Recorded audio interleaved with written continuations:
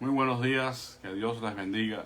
Hermanos, disculpen la demora, estaba buscando un himno y bueno, pues quiero invitarles a escuchar en esta mañana esta alabanza que nos dice una gran verdad y que debemos considerar en esta mañana de una manera especial. Hay poder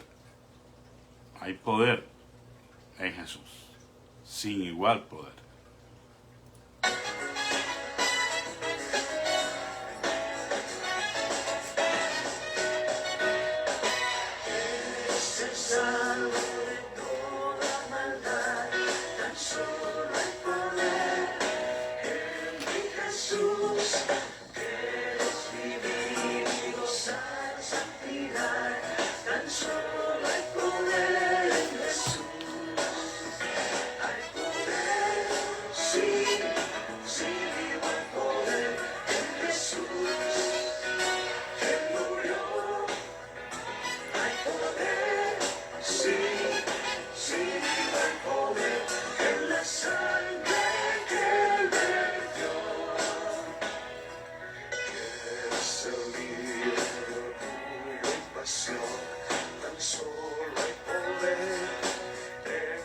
Jesús, quieres vencer toda cruel tentación, tan solo hay poder en Jesús.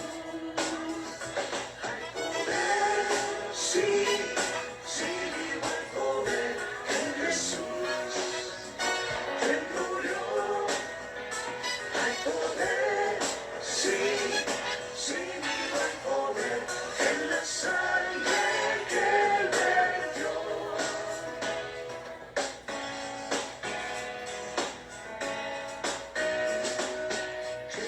Servir a tu Rey, Señor, tan solo hay poder en mi Jesús. Ven y ser salvo podrás en su amor, tan solo hay poder en Jesús. Hay poder, sí, sí, hay poder en Jesús. Él murió, hay poder, sí, sí, hay poder en la sangre que Él vertió. Hay poder, Aleluya. sí, Hay poder en Jesús, que murió. hay poder, sí, sí, hay poder en la sangre que Él vertió. Amén. Hay poder, sin igual poder, en Jesús, quien murió. Alabado sea el nombre del Señor. En esta mañana quiero que meditemos un poquito acerca de ese poder.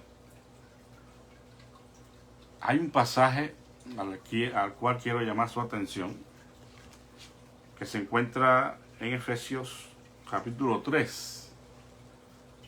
Aunque vamos a hacer referencia directamente al versículo o a los versículos 20 y 21, con especial atención al 20, yo quiero invitarles a leer a partir del verso 14. Dice: por esta causa doblo mis rodillas ante el Padre de nuestro Señor Jesucristo, de quien toma nombre toda parentela en los cielos y en la tierra, para que os dé conforme a las riquezas de su gloria el ser vigorizados o fortalecidos con poder en el hombre interior por medio de su espíritu, para que habite Cristo por medio de la fe en vuestros corazones, a fin de que arraigados y cimentados en amor, seáis plenamente capaces de comprender con todos los santos cuál sea la anchura, la longitud, la profundidad y la altura, y de conocer el amor de Cristo, que sobrepasa a todo conocimiento, para que seáis llenados hasta toda la plenitud de Dios. y a aquel que es poderoso para hacer todas las cosas mucho más abundantemente de lo que pedimos o pensamos, según el poder que actúa en nosotros. A Él sea gloria en la Iglesia y en Cristo Jesús, por todas las edades, por todos los siglos. Amén. Dios bendiga su palabra. Vamos a hacer una pequeña oración. Rogamos, Padre, en esta mañana, que la reflexión en tu palabra nos ayude a entender un poco mejor, Señor, la acción de tu poder en nuestras vidas. Bendice a cada uno de mis hermanos en esta mañana y sé propicio a la necesidad de cada uno de ellos. En el nombre de Jesús. Amén. Bueno, he titulado a esta reflexión con una pregunta. ¿Cuál poder? ¿Cuál poder? Específicamente hablando del versículo 20, donde se nos dice: y aquel que es poderoso para hacer todas las cosas mucho más abundantemente de lo que pedimos o entendemos o pensamos, según la versión, según el poder que actúa en nosotros. Ahí es donde queremos nosotros responder esta pregunta: ¿cuál poder?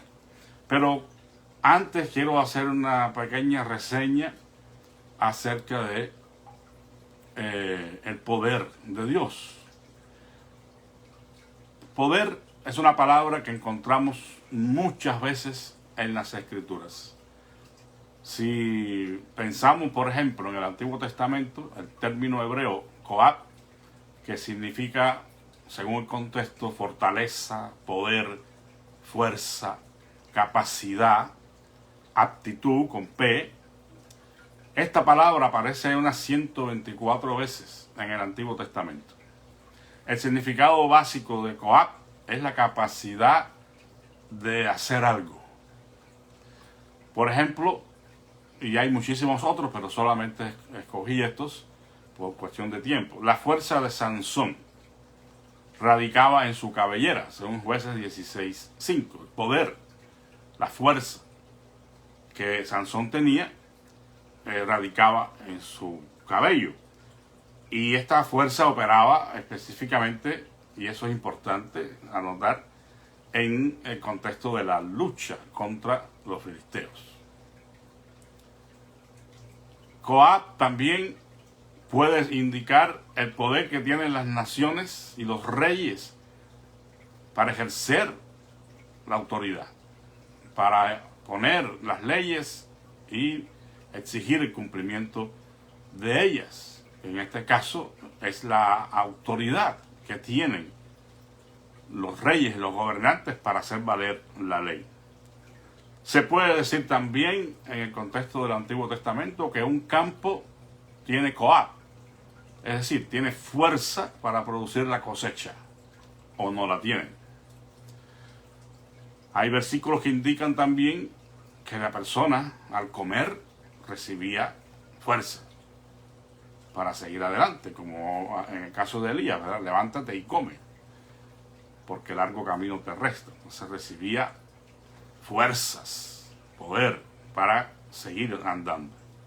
Es especialmente interesante ver cómo Dios demostró a Israel su poder en el Antiguo Testamento. En un lenguaje altamente metafórico se usa este término para describir la acción salvadora de Dios sobre su pueblo.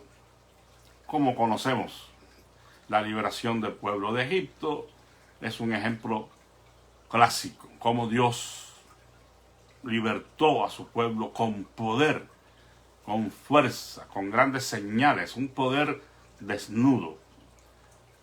Esta acción salvadora realizada con poder y gran fuerza era la acción salvadora de Dios, no de su pueblo indefenso. Y Dios no comparte su gloria con nadie al respecto. La obra salvadora de Dios es la obra que solo Él puede hacer, y Él no comparte la gloria con nadie. Ni siquiera, amados hermanos, cuando vemos que Dios usaba a una nación pagana, a una nación impía, para hacer un tipo de castigo o disciplina a su pueblo, ni siquiera de las acciones de las naciones paganas Dios admitía o aceptaba que estas naciones se enorgullecieran y dijeran: mi mano y mi poder han hecho todas estas cosas. Dios no acepta, no tolera la autosuficiencia en los seres humanos. En Isaías 10, 12 y 14 encontramos un ejemplo de esto, cuando el Señor habla en contra de Asiria, una de las naciones que Dios usó para traer la disciplina a su pueblo, y estaban orgullosos y hablando de todo lo que habían hecho, habían logrado. Y dice allí, entre otras figuras que usa el Señor, dice: el hacha, en este caso Asiria, no debe jactarse de la mano que la utiliza, que era Dios. Y por eso el Señor anuncia juicio sobre Asiria, porque Asiria, que era el hacha, pensaba que en ella estaba el poder, pero no, el poder era del brazo que sostenía el hacha, que es el brazo de Dios. En otro contexto, el Señor, también en el Antiguo Testamento, el Señor advirtió a su pueblo muy firmemente sobre el orgullo que ellos pudieran tener cuando tomaran la tierra de Canaán, porque esa era la naturaleza humana, ¿verdad? A dársela enhorabuena, decir: wow, como hemos luchado, como hemos conquistado, qué poder tenemos. Pero el pueblo debería aprender a confiar y a depender de Dios absolutamente.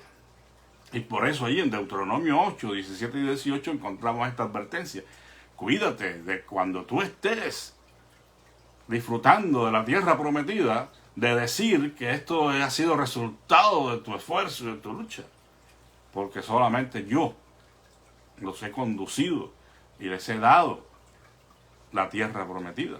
Sí, ustedes tuvieron que librar las batallas, pero mi brazo fuerte fue el que dio la victoria. También le advierte el Señor a Zorobabel y le dice: Zorobabel, no es con fuerza ni es con poder, sino con mi espíritu. O sea, tan famoso ese versículo, ¿verdad? No es con espada ni es con ejército, sino con mi espíritu, dice el Señor. Una verdad que a veces se nos olvida, por eso Dios tiene que recordarnos: Zorobabel, aquí no vale la fuerza ni el ejército, el poder de ustedes no cuenta, es con mi espíritu que se ha de librar esta batalla. Bueno, en el Nuevo Testamento encontramos varios términos utilizados para expresar también el poder de Dios. Entre ellos, por mencionar solo tres, encontramos dunamis, que es el poder inherente, la capacidad que se tiene para llevar a cabo cualquier cosa, cualquier actividad, cualquier obra. El dunamis, la dinamita, que es la traducción del término nuestro. La dinamita de Dios hace posible que se puedan realizar las cosas. También encontramos exousia, que implica libertad de acción o derecho a actuar, es decir, una autoridad delegada. Es la autoridad que tiene, por ejemplo, un policía de tránsito, que puede parar el tráfico en un momento dado y puede ordenar que prosiga porque tiene exousia, tiene la autoridad, el poder que le da el Estado, el gobierno, para que actúe. Bueno, esa exousia es la autoridad y el poder que tenemos para obrar en el Señor, para predicar el Evangelio. Eso es uno de los términos usados en Hechos, capítulo 1. Y recibiréis poder, exousia, para predicar el Evangelio. Y el otro término, energía, que significa operación, que es la misma idea, ¿verdad? El poder para operar, para funcionar. Es como un aparato, por ejemplo, eléctrico que compremos, necesita energía para funcionar. En este caso, la electricidad. Si fuera un aparato con un carro de combustible, pero es la energía. Y bueno, hay muchísimas otras palabras, pero de especial interés es el término utilizado aquí, en Efesios 3:20. ¿Por qué digo esto, hermanos? Porque aquí el término es dunamis, es esa dinamita, ese poder para obrar, para llevar a cabo algo. Y lo tomé porque hay una mala interpretación de estos versículos o de este versículo en los círculos mayormente carismáticos, donde se ha enseñado, y quizás usted lo ha escuchado, de que aquí el poder hace referencia al poder de la fe en el creyente. Porque dice: y a aquel que es poderoso para hacer todas las cosas mucho más abundantemente de lo que pedimos o pensamos, según el poder que actúa en nosotros. Ellos dicen, bueno, Dios está dispuesto a hacer maravillas, pero eso depende del poder que actúa en nosotros. Y lo confunden y dicen, es el poder de la fe. Es decir, que si tú no tienes el poder para declarar y para decir, entonces no puede suceder nada y Dios no puede hacer nada. Las manos de Dios están atadas porque tú no tienes el poder de la fe. Bueno, amados hermanos, nada más lejos de la verdad. Y la Biblia nos dice: conoceréis la verdad y la verdad os hará libres. La verdad de Cristo es la verdad de su enseñanza, de su palabra, de su evangelio. Y tenemos que conocer las Escrituras para no dejarnos engañar. Porque es muy fácil decir, es que no pasa nada en tu vida porque tú no tienes el poder de la fe. Y te citan Efesios 3:20. El poder que actúa en el creyente es el poder de Dios, hermanos. No el poder de la fe. No se trata de nosotros, como no se trató de nosotros en el Antiguo Testamento y en toda la Escritura. Se trata del poder de Dios.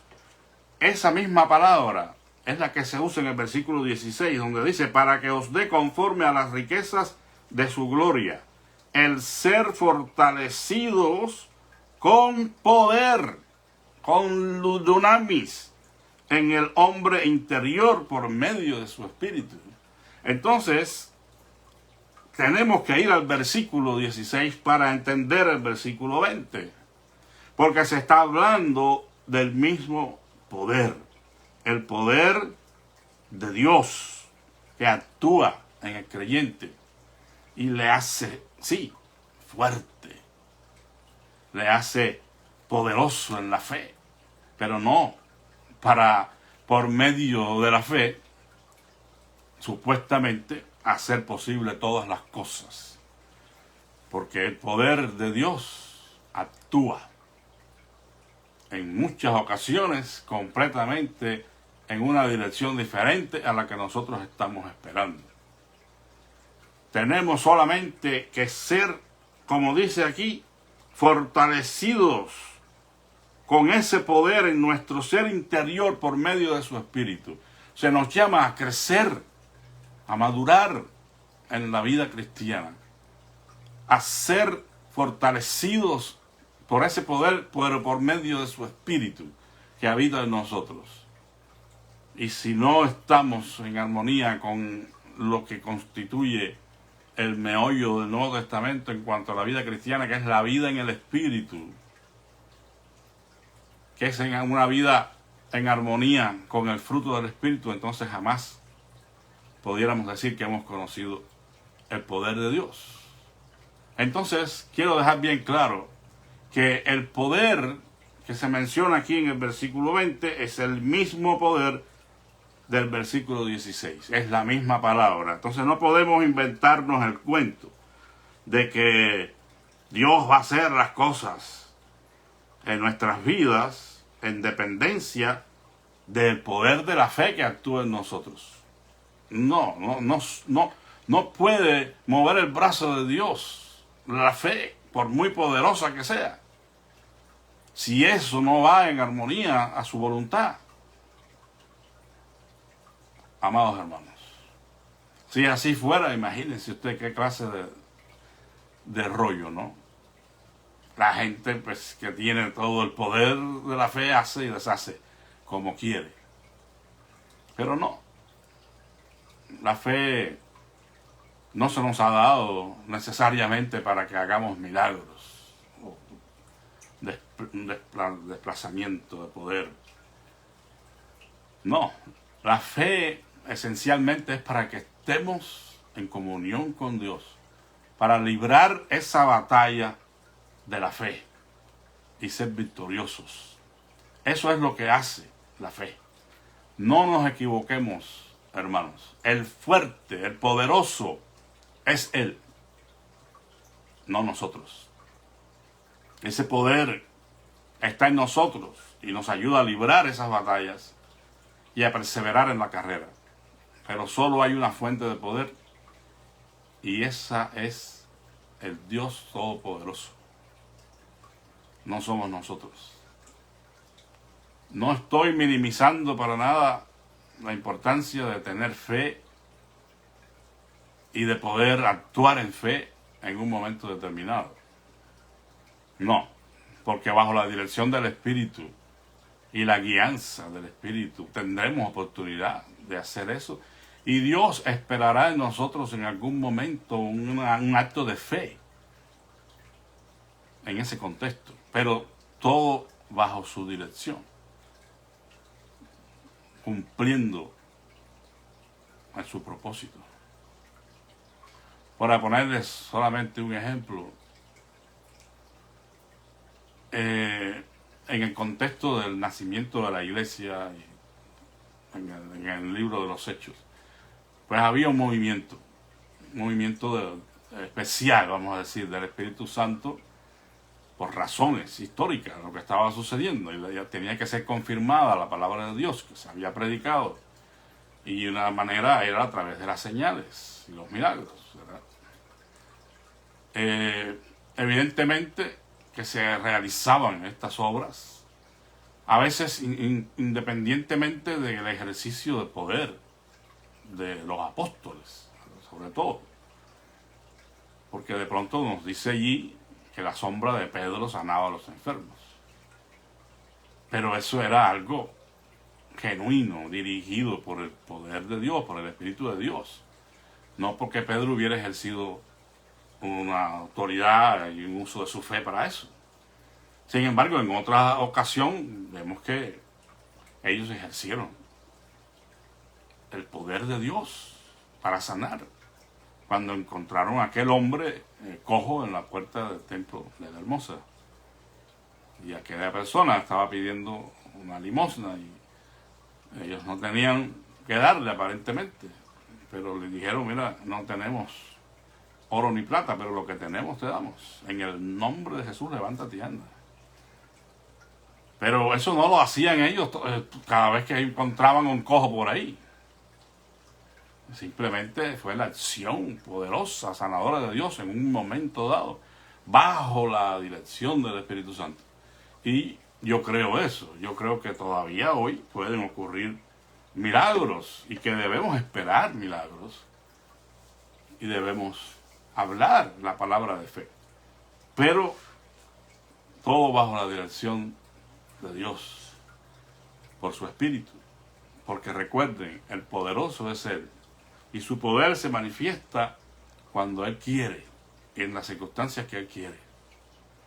Nosotros no estamos viviendo un tiempo parecido, ni siquiera, al de la iglesia primitiva. Y quizás hoy no vamos a encontrar este tipo de acción milagrosa de la misma manera en que ocurrió en aquel contexto. Pero debemos, repito, estar confiados que el que habita en nosotros nos dará la gracia, la sabiduría para operar en su voluntad. Y esperemos grandes cosas de Dios, como dijo aquel misionero, William Carey. Emprendamos grandes cosas para Dios y Dios hará grandes cosas con nosotros.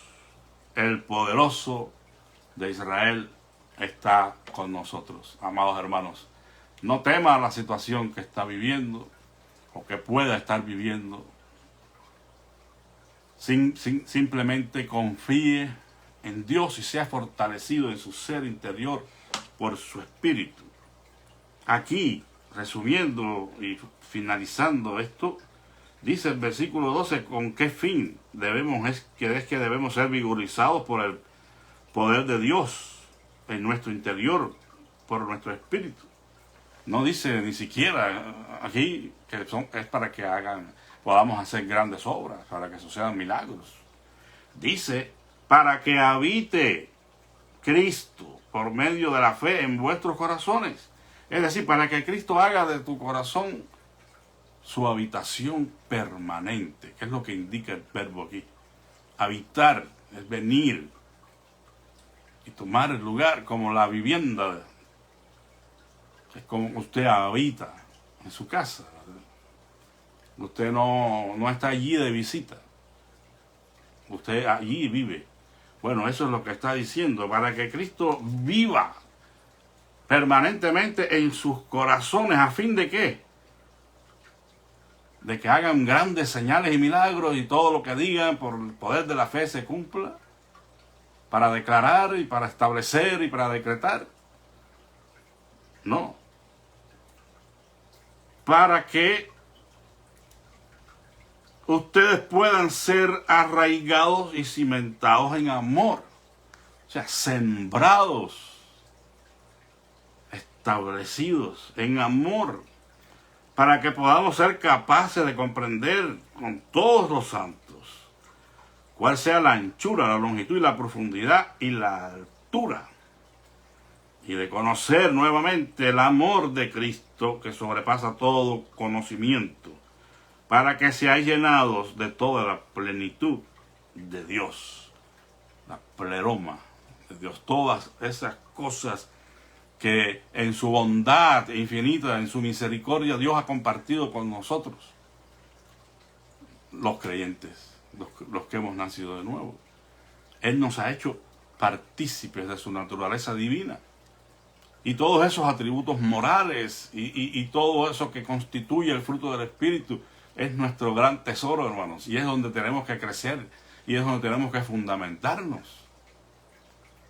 Y no estoy diciendo que lo otro no sea una parte importante de la vida cristiana. Es decir, la manifestación del poder de Dios en el contexto de los milagros, de las señales, de las obras que Él quiera realizar a través de nosotros. Está bien, estamos abiertos a eso, pero el pasaje nada tiene que ver con eso. Y tenemos que aprender a interpretar las Escrituras correctamente. Entonces, ¿cuál poder? El poder de Dios, no el poder nuestro. No somos poderosos. El tenor de las Escrituras más bien indica que somos débiles, que somos flacos, que necesitamos del Señor en nuestras vidas. Y ese es el llamado que les hago. Yo sé que hay muchos que están pasando por dificultades, pues sepa que el todopoderoso Dios habita en su ser y su poder está disponible para usted, para que se sobreponga a todas las circunstancias difíciles. De hecho, hermanos, estos dos versículos, el 20 y el 21, forman una doxología o alabanza a Dios. Ni siquiera están destinados a, o no tienen una función didáctica. No hay aquí una autoridad plena por la Escritura para que hagamos doctrina. Simplemente interpretar a la luz del contexto, pero es una doxología que pretende alabar a Dios. Y en esta doxología Pablo señala que el Señor puede hacer las cosas mucho más abundante de lo que pedimos o entendemos. Es decir, que sobrepasa la imaginación humana. Lo que Dios hace nos sorprende, nos deja atónitos, anonadados. ¿Por qué? Porque va más allá de lo que nosotros podamos ni siquiera entender. Dios supera todas nuestras expectativas. La imaginación humana no limita ni el amor de Dios ni su poder. O sea que, en otras palabras, y bien dicho bien popularmente, nos quedamos cortos. Nos quedamos cortos ante la acción salvadora de Dios y confiamos en que Él está con nosotros, y eso es lo mejor de todo, como dijera Wesley antes de morir. Por eso es que vamos a orar en esta mañana en esa confianza de que el Señor es el que está en el control y Él es el que nos da la victoria. No sabemos, hermanos, estamos viviendo tiempos complejos. Potencialmente Dios no lo quiera, Dios no lo permita, pero están dadas las condiciones y Dios no me oiga, ¿verdad? Para que pudiera incluso estallar una guerra civil en los Estados Unidos. Te dirá, es una exageración. Bueno, realmente la situación está bastante peligrosa. Y debemos orar para que el Señor, con su poder en nuestros corazones, nos ayude a enfrentar cualquier situación que pueda venir. Ojalá y esté equivocado y el Señor tenga misericordia de nosotros aquí. Y bueno, todo resulte de otra manera. Y que triunfe la paz, el respeto del uno al otro. En fin, pues la democracia. Que no es el gobierno perfecto, pero es lo mejor que tenemos en el mundo hoy. Ya será instaurada nuevamente la teocracia, el gobierno de Dios en lo absoluto. Y entonces veremos cómo es que sí es posible que el mundo viva en paz y justicia y en la verdad de Dios. Porque eso es lo que demostrará el Señor cuando envía a Jesucristo a este mundo. Vamos a orar. Te damos gracias, eterno Dios, en esta mañana por la manifestación de tu poder, Señor, en todos los contextos, en todas las formas posibles en que tú has hecho ver que tú eres el Dios Todopoderoso que está con nosotros, que eres nuestro amparo y fortaleza en las tribulaciones, eres nuestro refugio eterno en quien podemos confiar, Señor. Que a pesar de nuestra poca fuerza, podemos tener confianza en que tú peleas la batalla por nosotros y que tú, Señor, nos das la victoria, como dice tu palabra, por medio de nuestro Señor Jesucristo, quien ha vencido. En esta mañana quiero rogar por la situación en particular de cada uno de mis hermanos.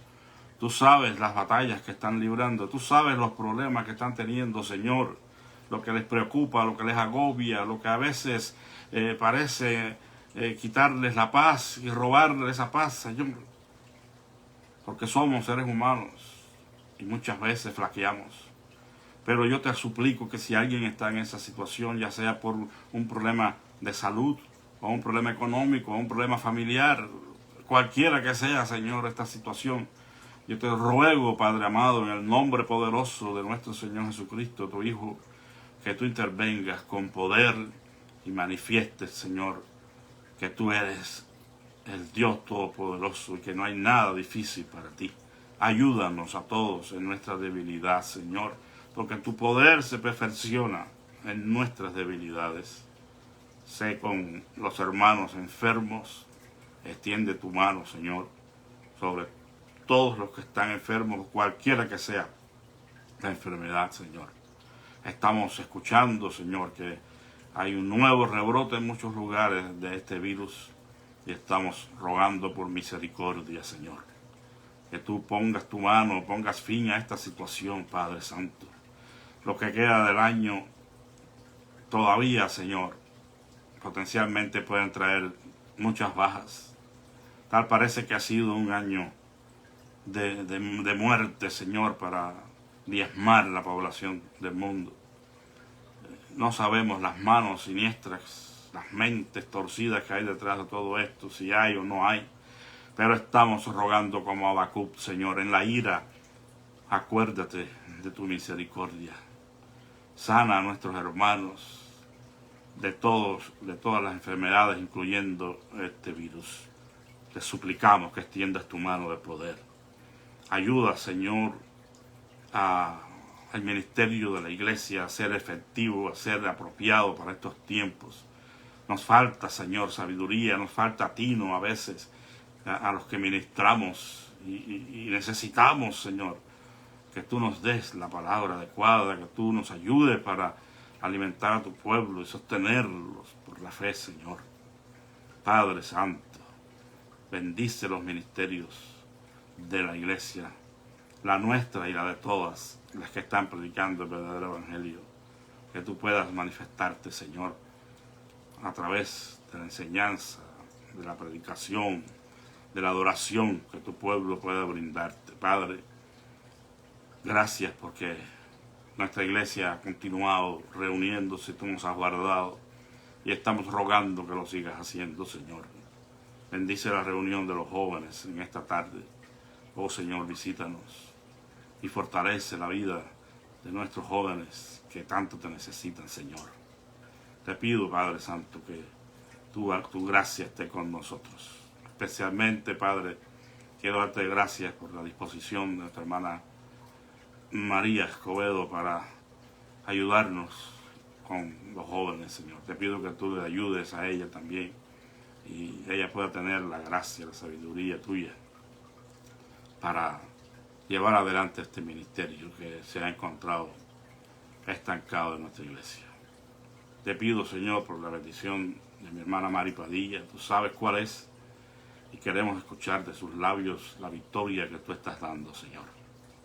Te quiero pedirte por la petición de mi hermano Iván Quiñones, nuestro amado hermano pastor, Señor, que tiene una situación delicada y queremos rogarte que tú intervengas, Padre Santo, y ayudes a que todo pueda ser arreglado, Padre Santo, y tú puedas traer dirección a ellos en la toma de decisiones.